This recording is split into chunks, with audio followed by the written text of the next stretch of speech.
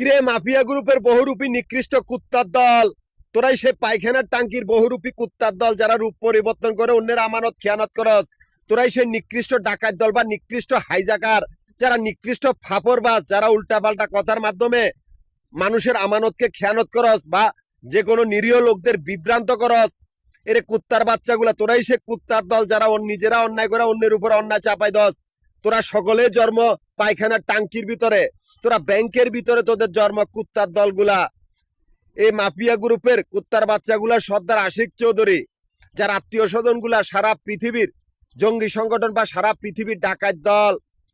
এই কুত্তার দলগুলা ব্যাংকের ভিতরে এরা রূপ পরিবর্তন করে এক একটা 3টা 4টা করে বিবাহ করে। এই কুত্তার বাচ্চাগুলা কতগুলি আন্দি বান্দি মাগি গোলগর সম্পর্ক, যারা মানুষের বাড়ি ঘরের চাকরানি। এই নিকৃষ্ট কুত্তার দলগুলা নিকৃষ্ট ডাকাত দল। এরা ব্যাংকের পায়খানার টাঙ্কির ভিতরে, আর আমরা ব্যাংকের বাইরে। আমরা স্বাধীন, আমাদের কোনো ধর্ম নাই।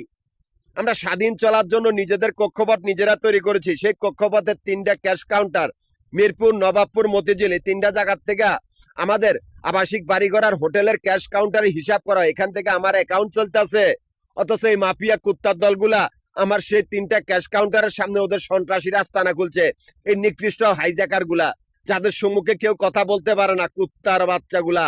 কেউ যদি অন্যায় নাও করে তারপরে তাকে অপরাধী বানায়। এই কুত্তার বাচ্চাগুলো এত নিকৃষ্ট, এই জন্য কইছি মাফিয়া কুত্তার দল, তোদের মৃত্যু অবধারিত। তোরা একটা গোষ্ঠীর পাল্লায় পড়ছ, যাদের সংখ্যা এত বেশি যে তোরা কেউ পালাইয়া বাঁচতে পারবি না। একটা গোষ্ঠীর সাথে তোদের কোনো সম্পর্ক নাই, সেই গোষ্ঠীটা তোদের লাশ সারা পৃথিবীর ঘরে ঘরে পারব। এই মাফিয়া কুত্তার দলগুলার লাশ সারা পৃথিবীর ঘরে ঘরে পড়বে। এই মাফিয়া কুত্তার বাচ্চাগুলো একটা পালাইতে পারবে না, কেননা একটা গোষ্ঠীর হাতে ওদের মৃত্যু।